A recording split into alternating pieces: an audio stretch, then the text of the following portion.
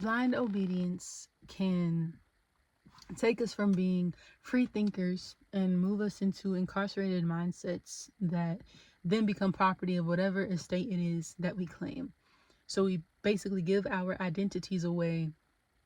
We give ourselves away when we cannot separate ourselves from what we identify as, whether that's like our orientation, our organizations, our views, our beliefs, even our roles as, you know, women or mothers or, you know, those sorts of things. And we also tend to link our value to the success rate that the identity, you know, brings. But the truth is you're invaluable. We as people are invaluable because it's our value doesn't come from what we do, but who we are. And I am Nia Olivia, pen name Purpose Peace. I'm out of breath because I am rather nervous from my first YouTube video, but I'm a certified life coach and food practitioner, and I also am a writer. And so I kind of wanted to get on here to talk things mind, body, soul, to blend together coaching, holistic wellness, and storytelling, because I really believe in catalyzing inner alignment and everybody reaching the best version of themselves. And so why not give out information? I do one-on-one coaching sessions, and I also create meal plans and just different things. I used to do PT, but apparently I'm like Army Strong or something. So I took a step back. But I'm very compassionate, you know, and intentional and very well with guiding people into different, you know, I'll talk about that later. I still wanted to give some takeaways before I get into a little bit about me, because as I was saying before in the opening, our identities can be challenged when there are new thought processes or perspectives at bay. And so, like, two things can't exist at one time, in my opinion, from my experience. Because one of the identities that I had to wear, one of the quite literal costumes, figuratively and literally, was my choir robe.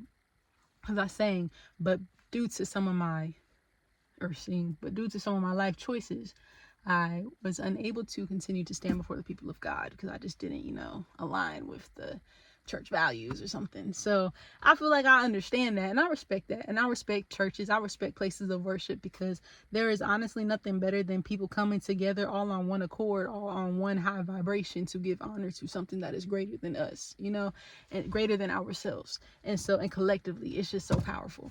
And so, I don't take it personal, I understand, but that also put me in a position to either hold on to something that, you know, I mean, it gives you a sense of community. It does have its benefits, but to the cost of myself and my peace and my sanity and my, you know, just my own, I don't know, my own, who I was, my image. And it's not that I define me, you know, of course I was created as a being, but I do believe that our most authentic selves become layered over when we take too much pride in a specific thing. Like if I want to be the best student, or, you know, it no longer has true fulfillment in it because we are chasing a false achievement, which is the equivalent to somebody who was thirsty drinking salt water, dehydrating themselves for satisfaction that will never come.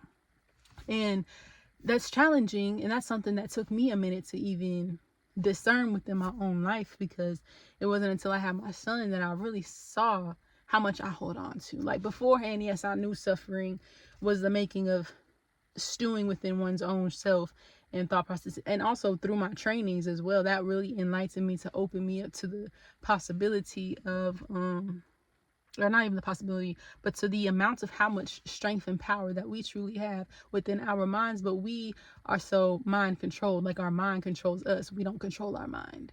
And our mind's primary job is to protect us. And it's not going to give us the most rational decision every time on time. And so it's up to us to, you know, sort of give it the name to give it its power or not. Power is in the power of your tongue. And so having my child helped me realize, like, patience is a choice. I have to choose right now to understand, especially because yesterday this didn't irritate me, but it's irritating me today. Why is that? It's clearly not the child. And I feel like too, when I was I feel like our identity sometimes justify some actions that we take. So for me personally, I don't believe in beating or spanking or even popping my child. And so, but if I was Christian, I could justify it with spare the rod, spoil the child. I'm not saying anything's wrong with any, whatever works for you works for you. You know, come as you are. You feel me? Everybody's welcome in this space. But personally, I can't justify the two with being a loving action and then like not really having self-control. And so it doesn't mean I don't want to be like, but I don't do it. And you could break generational curses, but it's not even about that. It's about really going within ourselves to understand why are we reacting, because we are doing something over again. We are acting out of predictions. We are acting out of, so having a child helped me understand what I really hold on to, and made me also learn to separate my identity, because I became engrossed with being a mother. I'm gonna be the best mom. That sort of thing that does not really add any value, and it really separated me from myself. And of course, that comes with different symptoms such as deep sadness and different things. And so I had to really break away from what other people are seeing reflected from me and look at my own reflection and be happy with what is being reflected back to me, instead of trying to put on a certain personification for others to sort of either admire or look up to or praise, because that's false value. Like what is your greatest achievement in life? I want you to drop that in the comments, because I think that our value doesn't lie in our achievements, but they are great things, and they are things to be proud of. But it's like giving out of hate. That action is pointless, because the energy behind that was malice, versus giving out of love, which is an intentional act, which is what I want to be on my YouTube to do. I want to intentionally share information that, one, helps people grow, that I learned from my clients, that I learned from my trainings, that I learned from my own life.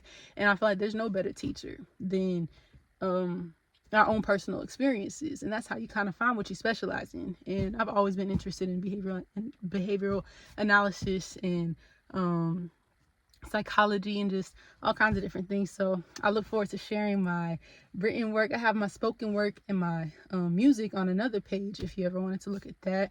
But I try to tell a story through everything. I try to be intentional with every delivery that I do. And so these will pretty much be just little pinpointed rants that I kind of go on, and want to engage with you as well to see, where you stand on not only your thought process of that, but sort of if it applies in your life anywhere.